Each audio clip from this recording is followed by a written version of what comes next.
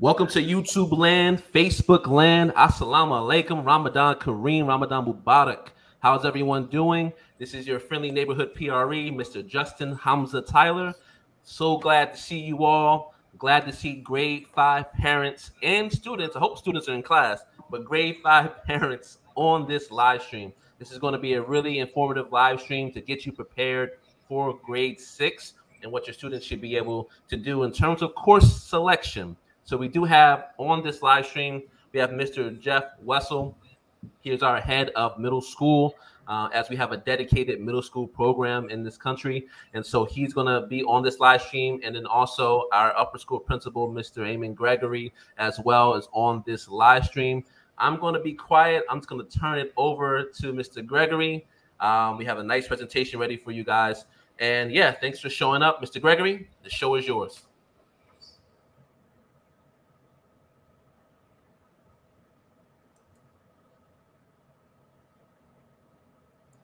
Hi guys, welcome. This is a very easy and short meeting today. If you do have questions and specific questions, it's going to be good to put any of those into the group chat. If you're not watching this live right now and you're going to be watching it later, you can shoot us an email. We'll have our email addresses at the very end of the presentation, and you can just shoot us an email about specific questions that you might have to do with the course request forms for next year.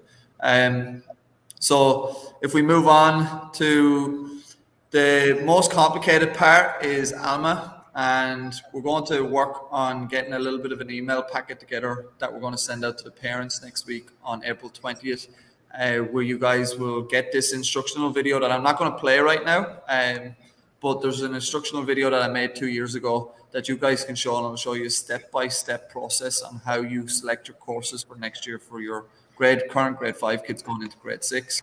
And in addition to that, you will all receive an email that will give you the login information and a login tutorial on how to set up ALMA and get in there as a parent.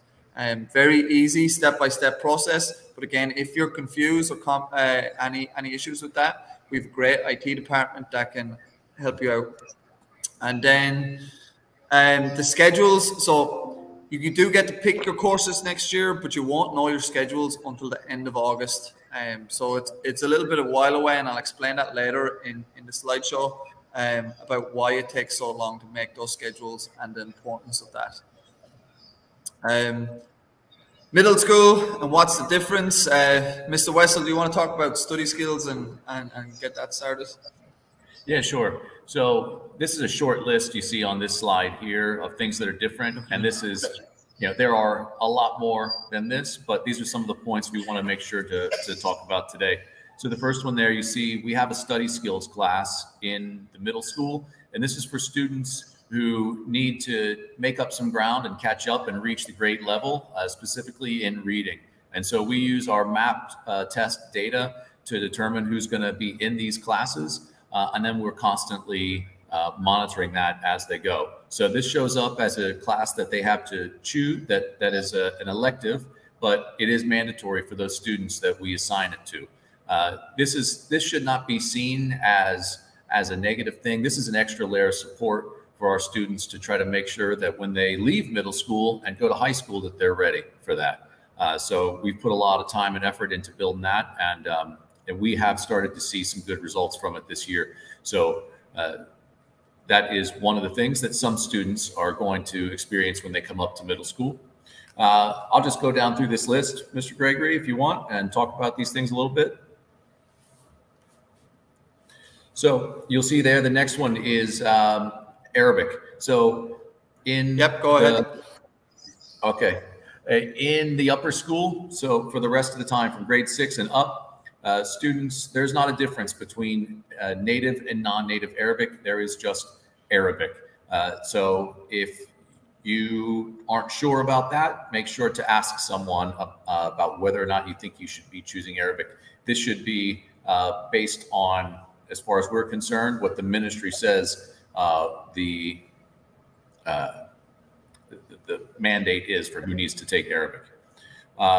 The grade book is different. So we use letter grades like A, B, C, D, and F, and those are attached to percentages. All of the work that students do for school counts, from the tests, the projects, the homework, the classwork, everything comes to an average, and then that average is attached to a letter grade at the end of each semester. Something else that's different is that PE is not a mandatory course in middle school. It is one of the electives. So students have an option to choose PE or not. And then in our electives like PE, music, art, there may be a mix. So because these are classes that are chosen, there might be a mix of grades 6, 7, and 8 in the classes. And I think that that's a really good thing. And then also moving from the primary or the lower school up into the upper school, there are some slight changes in the uniform. You'd be able to see that in the shop. A lot of the things are the same. And then there are going to be some exciting changes to the uniform next year anyway. So you can watch that space. I know that uniform has been a big topic of discussion lately anyhow. All right. So yeah, like Mr. Gregory said, any questions you have, pop them in there and we'll save time at the end to answer them. Yeah. You want to go? Thank you, Mr. Wessel. And then just to reiterate, yeah. Sorry, I think we're having some connection difficulties between each other, but I think it's streaming fine, Justin. Yeah, just the importance of the MAP scores. The MAP scores are very important. And as we indicated there on the previous slide, we do a study skills, which is an intervention class. Ideally, we want to target students in middle school. So by the time that they get to high school and it starts to count towards their GPA, that we've closed that gap in their reading. Literacy and improving literacy has been shown to really be one of the most important things that you can do as a school. And we started this study skills program this year, and we're hoping to build on it next year. And it's been quite successful so far. Does mean that a student does have to lose an elective class to be in that study skills class, but in the long term, it is a benefit for your child. So we appreciate your support with that. And as I said, so the 5th graders have done their MAP test already, and the data that we're going to use, they did the winter MAP test. We'll be using that data to indicate whether they're in that study skills class or not. Last year, a score of around 212 was considered on grade level.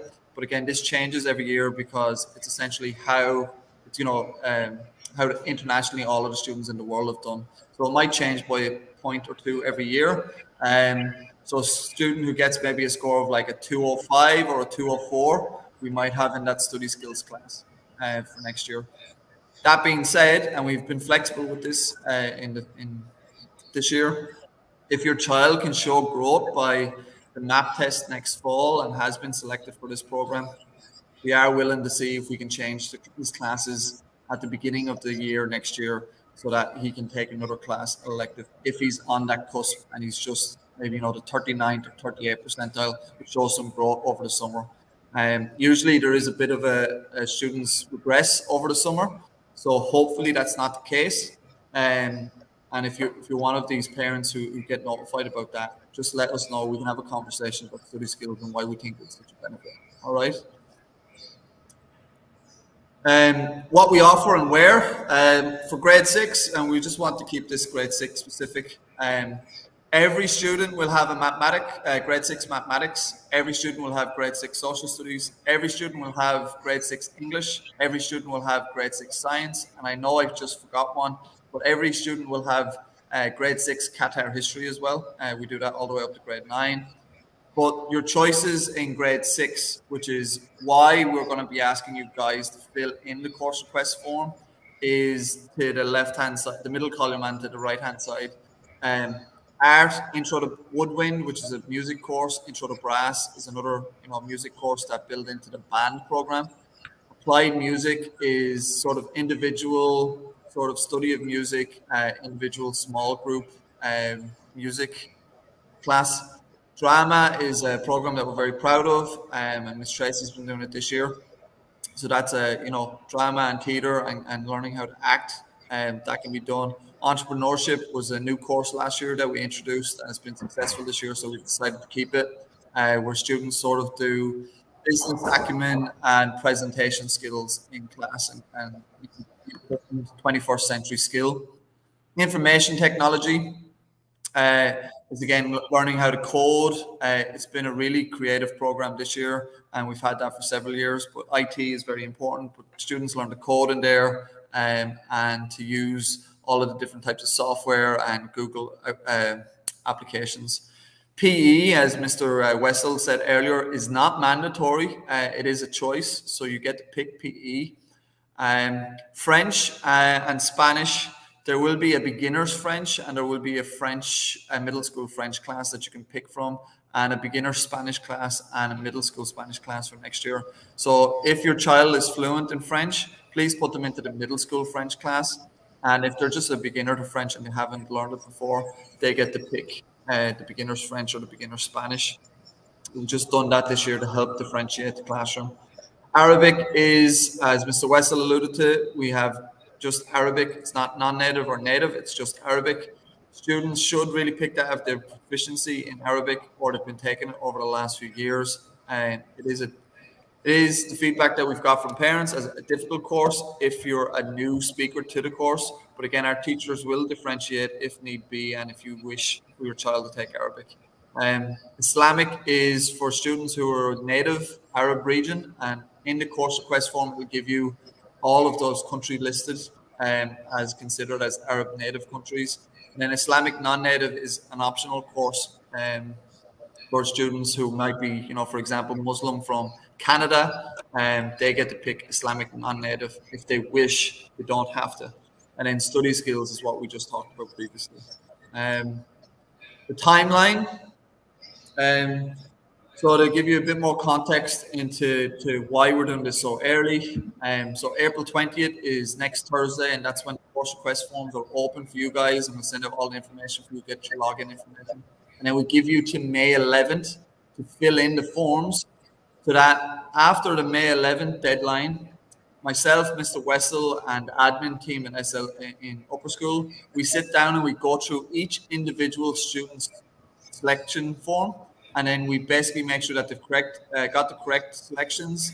If we have any follow-up questions, we go and we talk with parents and we talk with students. We submit that as soon as we can, so that in June and July, we have a scheduling software that we've purchased 3 years ago that we use to run the schedule, and we try to optimize the schedule as best as we can. As you can imagine, with 600 students and nearly 50 staff in the upper school program, not everybody gets exactly what they want, but I'm proud to say that we had last year a 96 to 97% success rate with students getting exactly what they wanted in their form. And then in August 27th, the student schedules are available. Now, I do say at the very end here that there's no changes that will be made at the beginning of next year to student selections, unless in extenuating circumstances. We do have a little bit of a flex period where we work with students for maybe 2 weeks at the beginning of the year, in case students feel like they've made the wrong choice or they're in the wrong course. I'm willing to work with parents as long as they're understanding that, you know, their selections then in August to September might be limited, because of course the students who pick the courses now and who we've optimized in June and July get their schedules first. So just keep that in mind. And then that's pretty much it. That's our email addresses. If you have further questions, Mr. Wessel, is there anything you feel like I've maybe forgotten? No, you know, some of the parents I can see have some questions that's pertinent to most people. So, you know, we're here and we can answer those questions and try to, you know, get everybody as prepared as possible. We do spend, I would just say that we spend a considerable amount of time with the grade 5 students here at school, getting them ready and doing a lot of work. We have a whole committee that's actually dedicated to doing just that and making sure that those grade 5 students are ready to take on the challenges in middle school when they come up. Yeah, so Mr. Wessel alluded to this. We do have some questions from parents that are on the live stream right now. And so I'm going to flash these questions and statements on the screen. and then between the three of us, we should be able to answer these questions. So here we go. First one. You guys look nice in the Qatari Gotra. That's amazing. Thank you, Saad. Appreciate that. That's a great way to kick off the parent remarks. Next one here. Why would we choose courses for our kids? All right, I get into that one, I guess. So actually, we would want the students to have as much say, or even more say, than the parents when it comes to what they're taking. We want them to enjoy school and to take the courses that they're interested in. So when they come into grade 6, and in middle school, they've got some choice. And then as they go up, by the time they're in grades 11 and 12, they really have got a lot of choice. So, but we would ask for the parents to give some guidance. Maybe you really want to make sure that your son or daughter is taking French. And so you want to talk to them about that and make sure that they choose French on their course request form. Yep. Thank you for that, Mr. Wessel. Next one from Saad. Letter grades means A, B, etc., right? Yeah, I think I went through that a little bit. Yeah, so yeah, A, B, C, D, F, and that's according to... Yeah, I can answer that. Letter grades means A, B, C, D, F, and just in Qatar history is the only one that's a little bit different. We have pass and fail. Okay. All right. And by the way, just on the live stream for everyone to see, I think Mr. Gregory has a little bit of a lag. And so if it comes back a little later, that's why. We all, I think, have a lag. So please bear with us while we deal with the technology. The next one I'll put up. For the elective course, is there any maximum capacity for each class? That's the same for all of our classes. Electives are not. And that's going to be 25 students in a class is our max. That's our cap. 25, okay. All right. It's in each individual class. And Justin, since Eamonn's lagged a little bit with the questions, direct which one of us so that we don't overlap each other. Okay, no worries, no worries.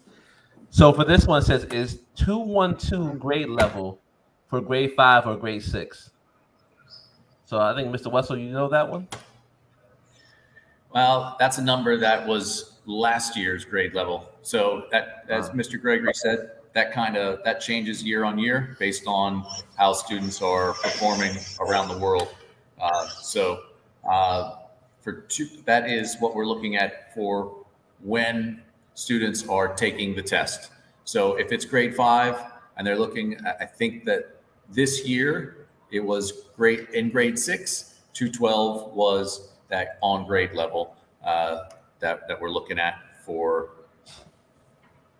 the purposes of looking at study skills. Okay. All right. Next question here. Will the evaluations you have done or will do help in choosing those elective classes? Well, this is going to be probably the grade 5 teachers, that they're going to give guidance to the students based on what they've seen in the classes and the assessments that they've done. But everything that they'll see, the parents and students will see in the course request is going to be accessible to students who want to choose it. So we work hard to make sure that they don't that students aren't placed in a course that they're not ready for. And we also, like Mr. Gregory said, we got a little bit of flex time at the beginning of the school year, where if it is a bad placement and they're really not feeling up to the task, say something like IT wasn't what they thought it was, then we can make those adjustments early on. Okay. Next question here. How many electives must we choose? Mr. Wessel? All right. Yeah, sure. So there are a total of 8 classes. And so this one, it depends. So like that one slide showed, you've got 4 that are mandatory for everybody, plus Qatar history.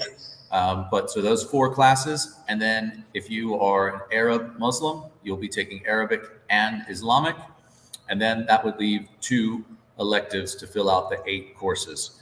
If you are not Arab or Muslim and you're not taking Arabic or Islamic, then you would have 4 elective courses to choose from. And in that case, we insist that one of those be a foreign language, either French or Spanish. All right.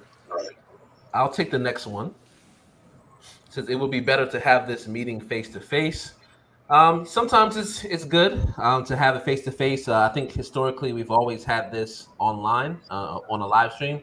First of all, it allows us to connect with families and make it easier for families while they're working. So this is why the live stream was a good way to do this. Second of all, the live stream is recorded. So if you didn't come to the face-to-face, we actually have a recording for you for Facebook and YouTube if you couldn't catch it at this time. Third of all, it's a space issue. We don't have an auditorium. So it'd be kind of hard to kind of put everyone here at the school. And we do realize some of our families are kind of far and they're working. So this is why we have this as a conversation, as a live stream. But this is more of a starting conversation. There's more of this process to go. So this is why I hope that answers your question, Saad, about why we're having a live stream versus face-to-face. Next question here. How many optional subjects should we choose for the kids? So, Mr. Gregory, can you answer this one? Yeah, I'm back, I think. So you can take 4 optional electives subjects. You essentially, if you're an Arabic, from an Arabic-speaking country or a native Arab, you have to take Arabic and Islamic, and then you have 2 choices. If you're a non-Arab student, you essentially still have 4 choices. You have to pick a world language, whether it's Arabic, French, or Spanish, and then you have 3 choices. Unfortunately, I know that's a little unfair because, you know, they have a little bit more choice in their schedule, but that's just the way the schedule works out. Everybody gets 8.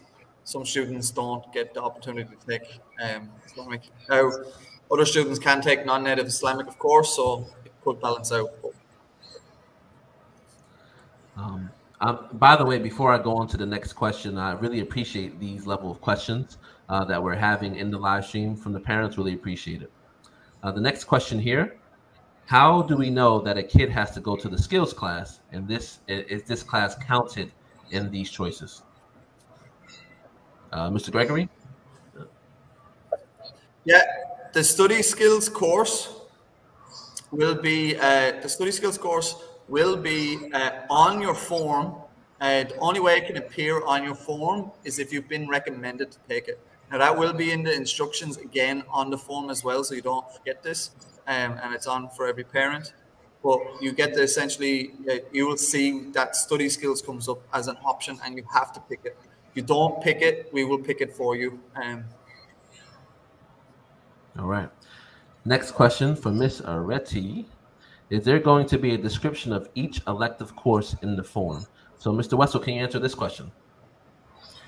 Yeah, within the form, there is not a description of each elective course, but on our course handbook on the website, we've got a description of every course with details. So it's not in the form, but it is there. And also, we should point out that I think it was yesterday, we did an electives showcase for all of grade 5, and they got to go and see firsthand a presentation from our electives teachers in middle school to get a better idea of what each of these classes is like.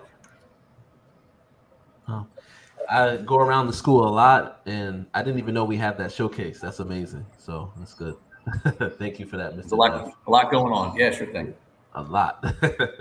All right. Thank you, Mr. Retty, for that question. Miss Cassie, every course has a limited seat, whether which is first come, first served basis. So I know there's always a fever pitch of like getting into the class that you want, the first choice, second choice. So Mr. Gregory, can you answer this one? So we specifically designed the schedule just to make sure that everybody gets it. So there is limited spaces. From my history of being here over the last 4 to 5 years, we've never had to tell a student that it's been full from this stage if they select it now. Because if we have 34 students select art, and we only have a class for 25. We then redesign it so that in order for that teacher then to teach 2 classes, so they have 2 classes of that. So that's why it's very important for us to get all of this information from all of the grade levels, so we're able to balance out the teacher things. There are limited courses. We have a maximum class size of 25, but that doesn't mean that there's a limited, course selection. But, if every student in grade 5 decided to pick IT, I don't know if we've planned for that, but that's not necessarily the case. And, usually 30 students pick IT, 30 students pick art, and 30 students pick band. So there's always a nice sort of spread, and we've been able to make it work. All right. Thank you for that. Next question. How many elective classes can the kids choose? I think, Mr. Jeff, you answered this question, correct? All right. Yeah, I think Mr. Gregory and I both answered that one now. At some point, right? All right. So hope that answers the question there. Can only children who play a musical instrument choose intro to brass lesson? Can children who cannot play a musical instrument professionally yet but want to learn choose this course? Anyone?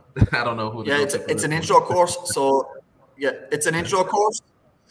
So it's set up that anybody can take either the intro to brass or the intro to woodwinds. So if they're brand new at that course or they're beginner level, they can go in there and the teacher will assess which instrument they think is best for them to start to learn, and they get to even play around with 1 or 2 instruments in the first few weeks before selecting one. I have a question on this though. Are the instruments free? Is there a cost to use them for the rest of the year? How does that work, Mr. Gregory? Yeah, no, the instruments are included in the package here. There might be like a maintenance fee, and we obviously get the parents and students to sign a form that if they lose or damage the instrument, they have to replace it. But we tried our very best to provide the instruments here at school. That's amazing. Next question here from Mr. Gregory. This is Ms. Cassie. She said, let's say if they are choosing band, do they need to get ready for their own instrument? So maybe do they need to bring their own instrument? Can they use a school's instrument? How do they prepare for that class, I guess? Yeah, they can bring in their own instrument. If they're a trumpet player right now and they're at home playing the trumpet all of the time, I would always use my own instrument if I could, and they can bring that in, and they can store it here in the music room, and then use it during music class. But if they have a specific instrument that they want to do, they just have to select the correct one. Flute is woodwind, and they need to go in the woodwind category. If they're a trumpet, that's brass, and they need to go brass. I'm correct with that, right? Trumpet is brass. I'm not a musician. Yeah. Yeah. Jeff, I'll defer to Jeff. But yeah. All right, cool. Thank you for that answer. Ms. Huma, do non-Arab Muslims have to take Islamic? Non-Arab Muslims. Yep, non-Arab Muslims. So like me, right? So if I was, right, I'm not Arab, but I'm Muslim. Do I have to take Islamic studies as a student? Yeah, a Canadian Muslim or an American Muslim don't have to take Islamic. No. Gotcha. Okay. And this is the ministries, right? The ministry says this, right? Yeah. Okay. All right. Yeah, because a lot of times families say, "Oh, this is your rules." I'm like, no. We follow the ministry's rules, right? We will follow ministry's rules on Arabic and Islamic. So anything that you hear us say, we're following the rules from the ministry. So just for clarification. And I'd point out again, though, that for those non-Arab Muslims and non-Arabic speaking that want to take Islamic, we have the non-native Islamic education class that we offer, and that's done in English. What grade does it start in? Grade 6. That's good information.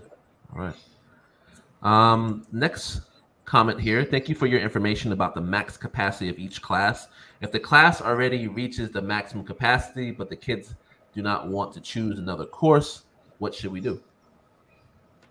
Mr. Gregory. Yeah. So thank you for your information about the max capacity of each class. If the class already reached the maximum capacity, kids doesn't want to choose another course, what should I do? Well, everybody has to pick a fallback option. You can't submit the form in case you can't. We have a lot of different electives on offer, and you know, I would hope that if your child does pick a course, he gets in. If not, and you're upset with the course selection form, just have a meeting with me or Mr. Wessel, and we can try figure out something. You know, and we're in Qatar. It's a very transient country where we have people leaving and going all of the time. So the course spaces do open up from time to time. You know, we might have new enrollments who are scheduled to be in that class in September, and they're taking up a space, but you know, last minute they change and they don't come to the country, and the space opens up. And what we'll do is probably put you on a waiting list to make sure that your kid is happy and he does get the courses he wants. All right, thank you for that. Next question here. Should we choose based on the skills of the kid? If the kid is better in music, shall we put her in the lesson where she is strong in to develop more, or the other way around? Mr. Wessel, I'll pick on you for this one. Yeah, to me, I think that's a personal choice. Personally, I think that if my child were talented in music, I'd want them to continue honing those talents, but I also would want them to be well-rounded. And you know, the thing that's great is that we have enough offerings and there's a lot of time. So, you know, if you want to try something new and not do music and take care of that outside of school, and then change your mind in 7th grade or 8th grade, that's fine. And you can do that. So I think it's a personal choice here. And I think it's great to know that you've got time and you've got a lot of options. So you can do what you think is best. And then if it's not, make a change later. All right. Thank you, Sabda. All right. Next question, Rashid. It would be great for the teachers to explain those courses in detail to students so they can choose better. So this is part of the showcase, Mr. Wessel, or was this different? Okay. Yes, so yeah, so Rashid, we answered this question because we did have a showcase for grade 5 students to understand what these electives were. I guess knowledge says this was yesterday, Mr. Wessel, right? Yesterday, this showcase happened? Okay, that's right. Cool. All right. Just want to make Correct. sure. So yeah, they had a showcase with all of the electives yesterday. Yeah. All right. All right. Next question here from Latifa. What about Arabic Muslim kids with Arabic nationality that are weak in Arabic? Can they choose at least Islamic studies in English? Mr. Gregory. Unfortunately, no. They have to take the Islamic native class. That's the way the ministry, and that's the ministry directive. So they have to take, unfortunately, if they're low in Arabic, they have to take the Islamic class that is usually taught in Arabic. Of course, our teachers are aware of this. Certain students aren't at the same level and will give the appropriate support in those classes if needed. All right. Next question here, Ms. Huma. Is the Islamic course divided into native and non-native Islamic, as in hard and easy Islamic and English? Mr. Gregory? No. Yeah, no, it's not. That's not how it works. The Islamic is essentially for the native Arabic students. So all of the native Arabic students will go into that. And then the non-native Islamic class, it is taught through English, but it's for students from like the Philippines, from Canada, from America, from Europe, you know, from South America who are Muslim, and Arabic isn't their first language. So, you know, it is taught through English. They still have to learn Arabic in there, of course, with the recitings of the Quran and stuff. But it's not necessarily hard and easy Islamic. It's just. Okay. Next question here from Java Professional. For Muslims non-Arab, will it be Islamic non-native? Yes. Correct. Yes. Yeah. All right. That was an easy one. Next one from Cassie. That's a very good arrangement. I think she was speaking of the music, how we do the music classes for middle school. So I believe so. Thank you, Cassie, for that feedback. And by the way, if you're on the live right now, if you can just give us a thumbs up on Facebook or YouTube, give us a thumbs up as well. That'd be great. That helps the algorithm push this message. I would love to see other parents know what we do and the wonderful things that we're doing for middle school and making that grade 5 to grade 6 transition the best that we can. So if you give us a like or a thumbs up, things like that, that really help us there. Thank you so much. Java Professional, again, I would also like to request the teachers to emphasize on taking second language as one of the electives while they explain it to the kids in class, because mine is not listening. Mr. Wessel, you have any response on that? Yeah, what I'll say is that once all of the course request forms go in, we sort through every single one of them. So myself and Miss Dana, the middle school counselor, we look at every single one of these course request forms that come in. And if I see a student who is not in Arabic, and then they didn't choose French or Spanish, I'm not gonna approve that course request form. I'm gonna find that student, and I'm gonna strongly insist that they make sure to choose French or Spanish, and then I'm gonna help them make that decision. All right. Thank you, Mr. Wessel. Ms. Ophelia, for the music class, is the keyboard an option, or is it just brass and woodwinds? Mr. Wessel, I'll pick on you for that one. Okay. Yeah, there is keyboard, and then there's also percussion, for example, and that's not either brass or woodwind. And if a student wants to get into those instruments, there are some different options. In the applied music class, they get to choose an instrument. We have a keyboard lab actually in the upper school. So we got a whole room full of keyboards, and kids can learn that.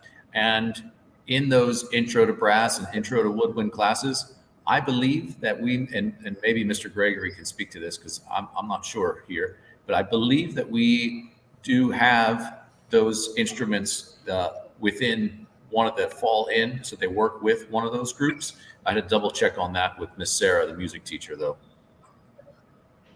Mr. Gregory, I believe it is. I think keyboard. I believe keyboard is included in the brass.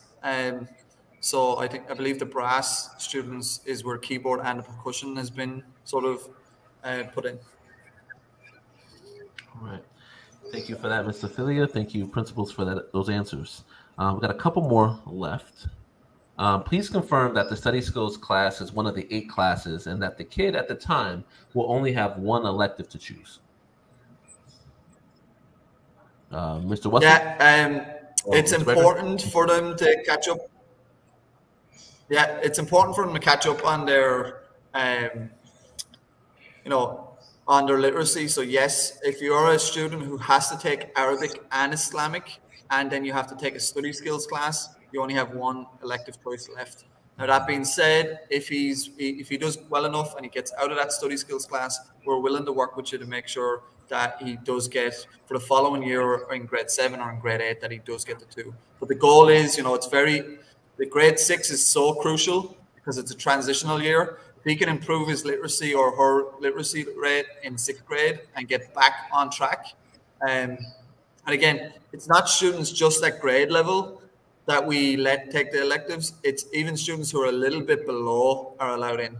Bottom 40 percentile of students are usually 2 or 3 grade levels below in reading. So, it's more important for them to focus on that study skills class. I promise it's a benefit, and students this year have spoken about it and have thanked us even on occasion because they're in there and they're motivated to get better and to improve their reading. All right. Thank you for that answer. Appreciate that. And then the last comment, excellent engagement and explanation. The details, explanation, and the online meeting are all perfect. Well done. Shukran. Thank you so much. Thank you. We're just happy to have you all here. Research says that grade 5 to grade 6 transition is the toughest transition for kids. And so that's why we're kind of singling this out for grade 5, because we want to make sure that the kids are well prepared. And like Mr. Wessel alluded to earlier, we really plan to make sure that grade 5 has a proper understanding of what's going on when they transition to grade 6, because it is a big one. It's a big one. That's why we actually have Mr. Wessel just there to head the middle school operations, right? Because it has to be someone there. There has to be support programs. There has to be academic classes that make sense. And then having Mr. Gregory here for so long, he understands, as well as we have this orientation. Even before the kids go into class academically, we have orientation days just to make sure that they are on point. So there's a lot of support going on. And that's the basics I want to make sure that you all know. There's so much support. And we really appreciate you all for being on this live stream today. I will allow one more question because I did see Diane Powell with a question here as well. And then after that, we'll be done. We have to respect her prayer as well. So last question here. Can kids change their electives the following year? For grade 7, are there different elective options in grade 7? Mr. Gregory, I see you nodding your head. Can you address that question, please?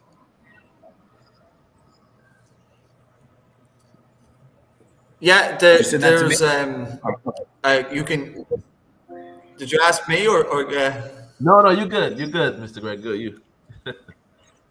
There's a little bit of difference in grade 7 and grade 8, but again, as Mr. Wessel had alluded to earlier in the meeting, the benefit is middle school is you get to pick different electives. If you don't like one after a year in grade 6, you can change to grade 7.